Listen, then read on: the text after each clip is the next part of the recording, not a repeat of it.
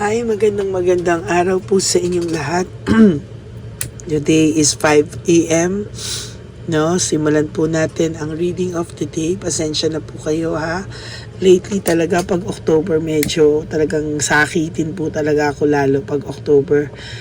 Pero medyo maayos-ayos naman na po ang aking pakiramdam. Awa po ng Diyos, no? Kaya ito po, tayo po ay magbibigay ng first reading of the day today. Tingnan po natin kung ano po ang makikita natin sa first reading of the day ngayong araw na ito, no? Yan. Okay, kahapon po ay ginamit ko yung aking ang pinakamatandang baraha, no? Talaga pong yan ay galing pa sa aking lola, no? Talagang marami pa po siyang mga cards na mga luma, no? Na ayoko po talagang gamitin, ano? Tulad po nitong isang to, no? Talagang matanda na rin po ang cards na to, no? Kaya ayan po, no? Makikita nyo na hindi ang mga cards ko po ay hindi po lahat bago or ano, ito po yung matatagal na mga cards ng lola ko. Ayan. No, sinishare ko lang po sa inyo, no? Marami pa po na hindi ko lang po ginagamit sa kadahilanan po na ito po ay aking nire-reserva, no?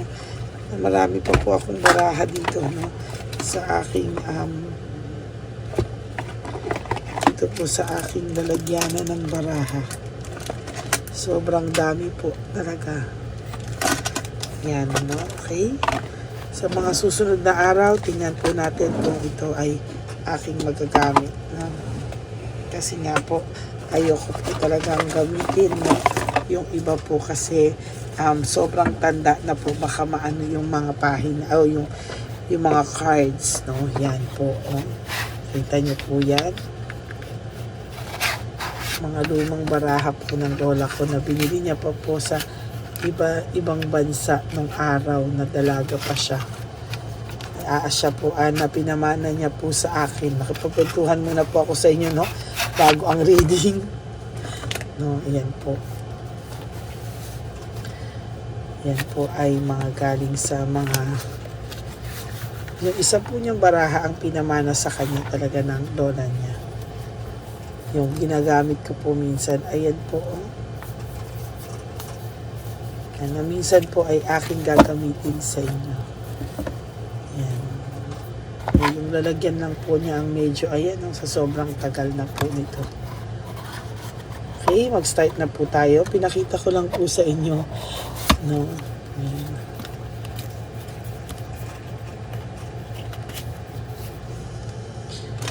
Minsan po gusto kong sinishare sa inyo, no? Ito naman din po, sa tagal po, talagang ano na siya.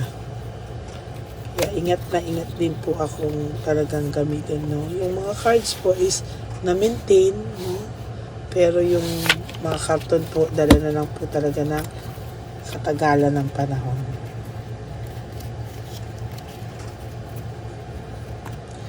At ang turo po sa akin ng aking lola, no?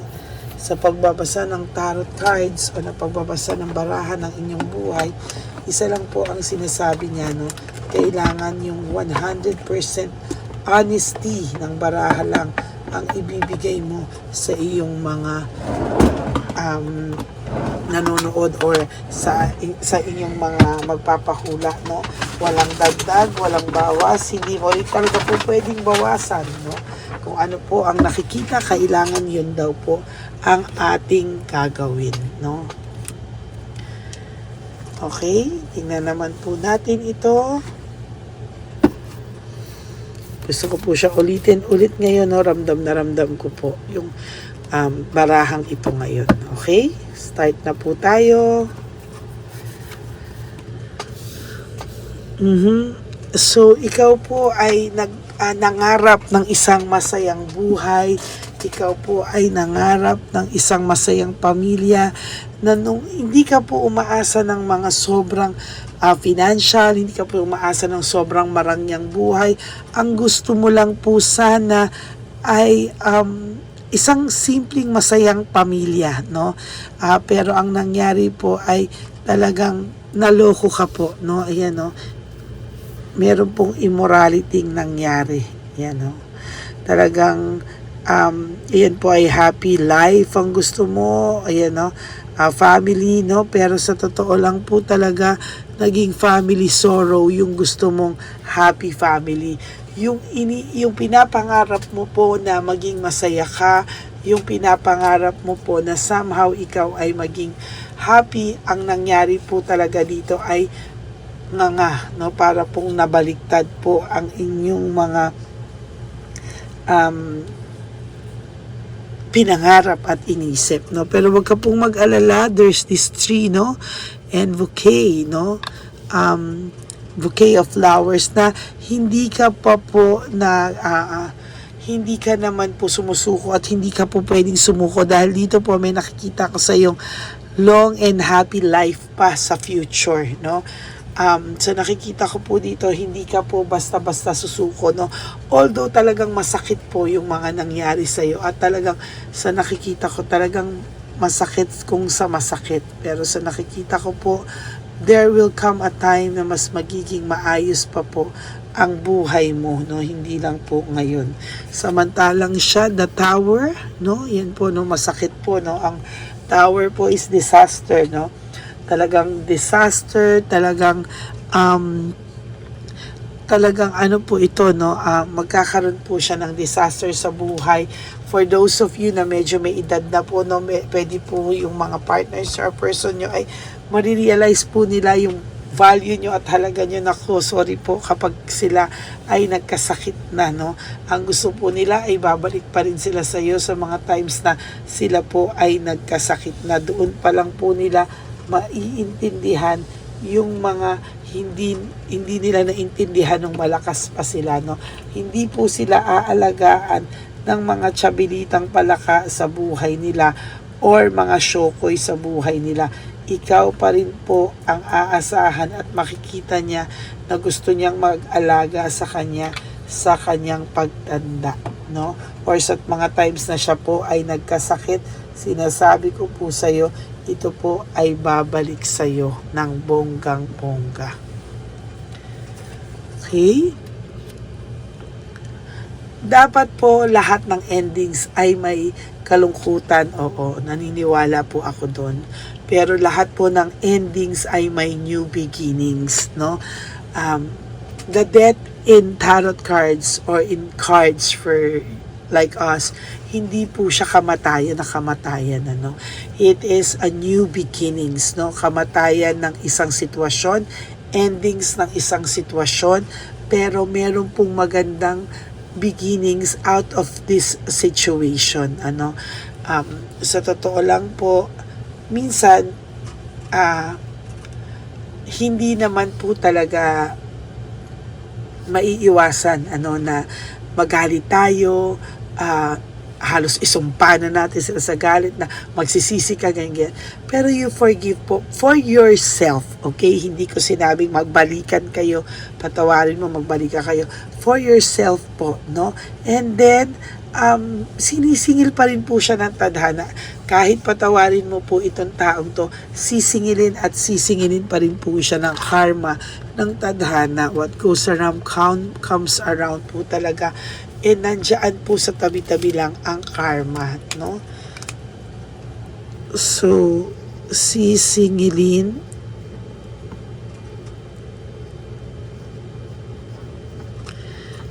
pa din siya ng karma sa nagawa niya sa'yo.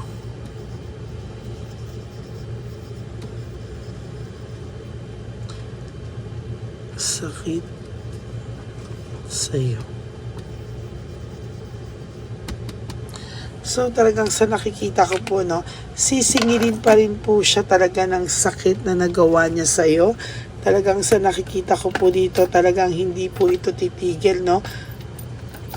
Talagang mararamdaman niya po talaga yung pain dito, no? Sa second reading ko po pala mamaya, meron tayo ulit wishing incenso, okay? Antayin niyo po yung ating second reading of the day. So nakikita ko din po no kung nawala po yung init sa kanya ng parang nawala sa kanya yung init ng inyong pagsasama. Ang pakiramdam niya po na bored siya sa'yo. Parang wala na yung dati yung samahan, yung adventure, yung kilig factor. Nawala yung init sa samahan nyo, no? Kaya po, parang sa nakikita ko dito, kahit ganon ay maayos pa rin sana yung pagsasama nyo. Hindi naman po dahil nawala yung kilig, forever na mawawala. Dapat po kayong dalawa ay gumagawa at ninyo-neutralize nyo po yung inyong pagsasama, no? Yung health ng pagsasama nyo, na dapat healthy pa yung inyong samahan, ano? Somehow ganyan po yung nakikita ko talaga, no? Sa totoo lang po, no? At sa nakikita ko po dito, talagang naiisip ka din po niya talaga na nasaktan ka niya. Talaga pong hindi niya po alam kung paano rin makakapagsimula, paano siya mag-approach sa'yo. Parang minsan po yung sa iba, dinadaan na lang po nila sa galit at paninindigan. Ano? Talagang yun po ang kanilang naiisip, no? Yan, no? Huwag ka po mag-alala, meron po sa yung mga dadating na blessings when it comes to financial, no? Pero sa kanya po is foretells dun sa partner mo o person mo failure and disaster, no? Like the tower, ikaw po ay may fish, no? Sa iyo po ay ikaw ay nagmo-move on, ikaw ay sa iyo po yung magandang pakiramdam dito, no? Yung mga blessings, financial blessings, sa iyo po lahat yan. But siya po ay magkakaroon ng failure and disaster, no? Sa totoo lang po, no? Meron din po akong nakikita dito na for some of you ay lumipat po ng bahay, gusto lumipat ng bahay, gusto lumipat ng work, gusto lumipat ng bansa. Go for it po, no? Go for it. This is a sign for you. If you want to change your environment, change your job, change your country, just go ahead, no? This is a sign from our divine universe na talagang pinapayagan po kayo sa mga aksyon yung ganyan sa inyong buhay, no? Talaga pong sa nakikita ko po talaga ay magkakaroon ka rin po talaga dito ng blessing when it comes to your work or business success or work, no? Sa nakikita ko po dito talaga ay hindi po nito matatawaran, ano, yung hindi niya po matatawaran din yung ikaw, hindi ka po matatawaran yung inyong pagtatrabaho, yung inyong sakripisyo, lahat po, actually lahat ng bagay na sinasakripisyo mo, ikaw po ay marerewardan sa mga susunod na panahon, no? Kaya po ako nakakakita talaga sa iyo ng oh my God, ang ganda, no? Meron ako nakikita ditong panay blessing nga po sa inyo. May nakikita po ako ditong unexpected na good fortune, meaning may parating po sa yung blessing when it comes to financial talaga, no? Yan po ay binibigay sa iyo ng divine universe para po ikaw ay maging masaya at maging comfortable ang life mo dahil po sa hindi masyadong, or sabihin na natin hindi po maganda, no, yung love life mo, no? Pero sa ibang bagay naman po maayos.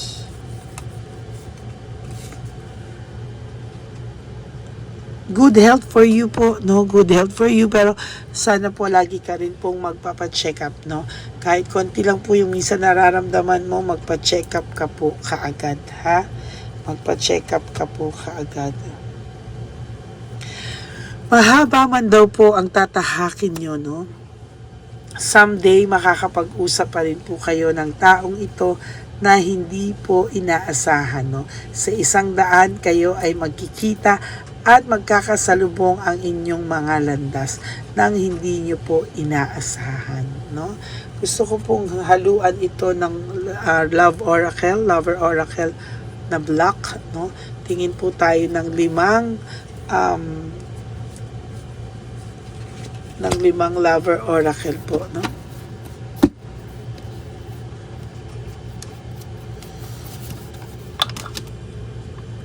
If I could go back in time, I would handle us differently. No, yan po yung nakikita ko na nag-iisip po ang taong to na kung maibabalik lang daw po ang panahon, mas iingatan ka pa niya, mas iba po yung way niya ng paghahawak para hindi po kayo mahiwalay sa hiwalay. Mapunta po sa hiwalayan, ano? Yan po ang nakikita ko dito. Nakalagay din dito, I need to hold back my true feelings for you, no? So nakikita ko po dito ay kailangan po talaga, no? So nakikita ko dito na ayan, no, talagang sa nangyayari ngayon o kaya sa wala po siyang mukhang maiharap sa iyo, kaya sa totoo lang po kailangan niya lang daw munang i-hold yung pakiramdam niya po para sa iyo, para po kasi wala po siyang lakas ng loob sa yung humarap, no? I need to hold back my true feelings for you. Hino-hold po niya. Bakit?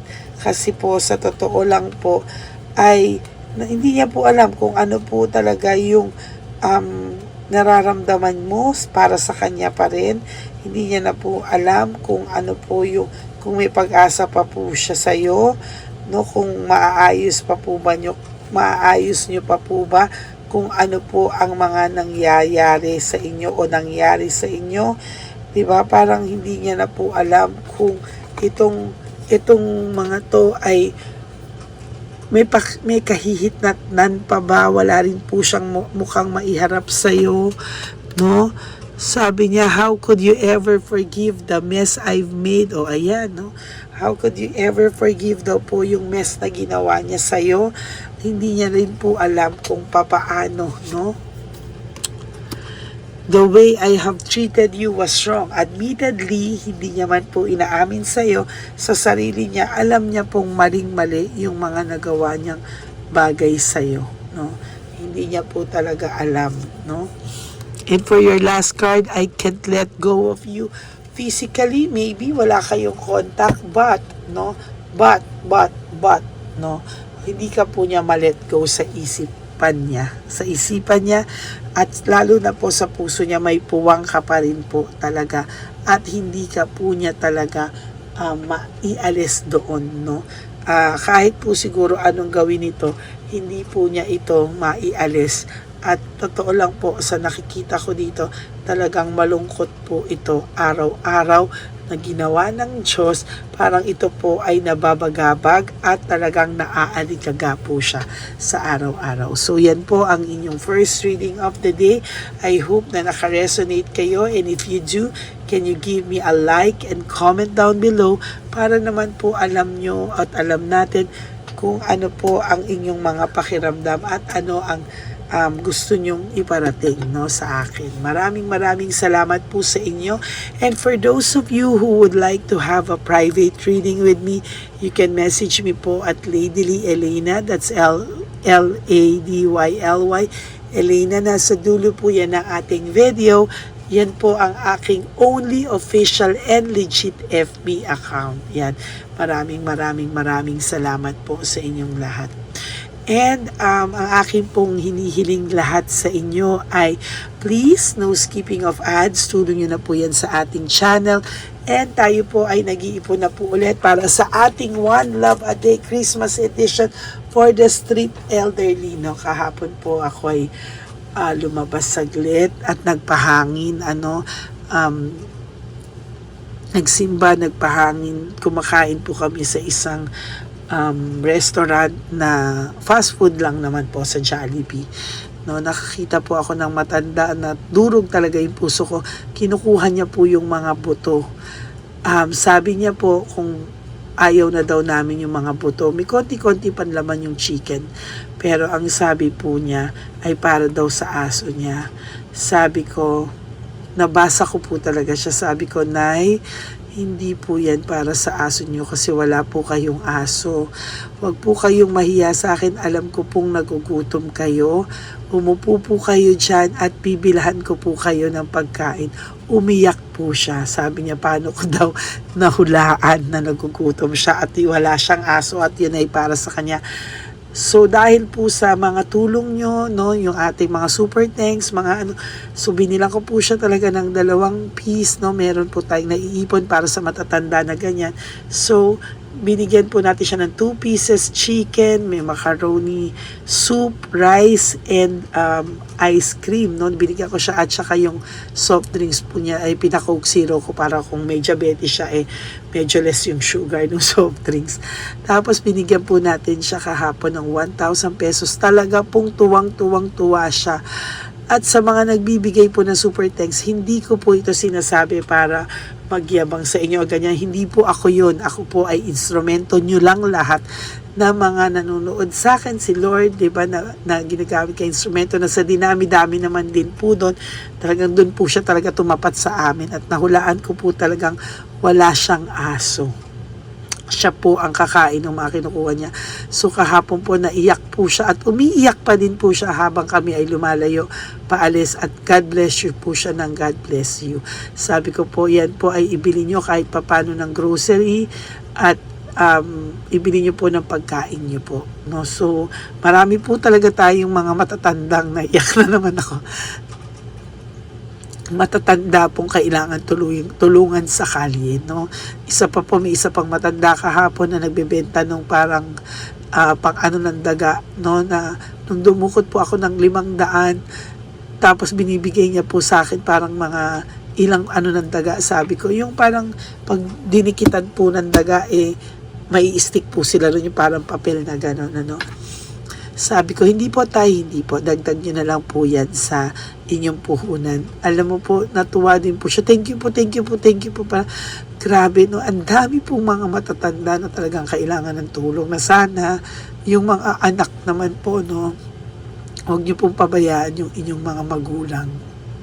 Magkakaroon po kayo ng maraming boyfriend, marami ring love life, pero iisa lang po ang magulang natin. At lalo na po, isa lang po silang nagbigay ng buhay sa atin. Ang nanay nyo lang po at ang tatay nyo. Hay nako, sorry po, naiyak ako. Naalala ko po kasi yung kahapon. So yun po, no, maraming po salamat. For those of you who would like to give me a super thanks, I would really love and be grateful for that time. Marami po talaga tayong matutulungan. Pasensya na po, naiyak ako. Naalala ko po kasi matanda kahapon, naawa talaga ako na sinasabi niyang may aso siya pero wala pa dahil nahihiya po siyang sabihin na nagugutom siya. Yun lang po, no? Maraming po salamat sa inyo. Sa lahat po na magbibigay ng super thanks, I would really appreciate that because nagsisimula na po tayo mag-ipon for our One Love a Day Christmas edition. Maraming salamat po sa inyong lahat.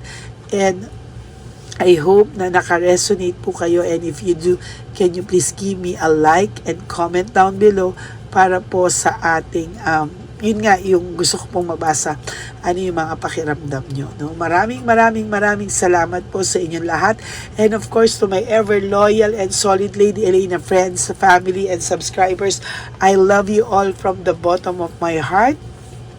Mahal ko po kayong lahat, at sana po ay may nakuha kayong mensahe sa ating first reading of the day. At lagi ko pong payo sa inyo is that life is too short. Don't make it shorter by stressing yourself from all the pains and the heartaches na binigay sa inyo ng kahapon. Just surrender everything to the divine universe and just let go and let God write your life and love story. I will be back for another set of reading. Wag po kayong malulungkot. Ako po ay magbabalik. Maraming salamat po. And live one day at a time. Live for today. Huwag niyo muna pong isipin kung ano mangyayari bukas. Just live for today. Do 3 things that will make you happy for today.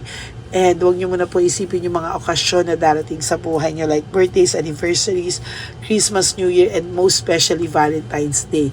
Huwag niyo muna pong problemahin ang lahat ng yan. Just focus on yourself today. Iwasan niyo po ang mag-isip, no? Yun lang po, no? At maraming salamat po sa inyong lahat. God bless you all, and I love you all from the bottom of my heart. Thank you and God bless you all. Bye!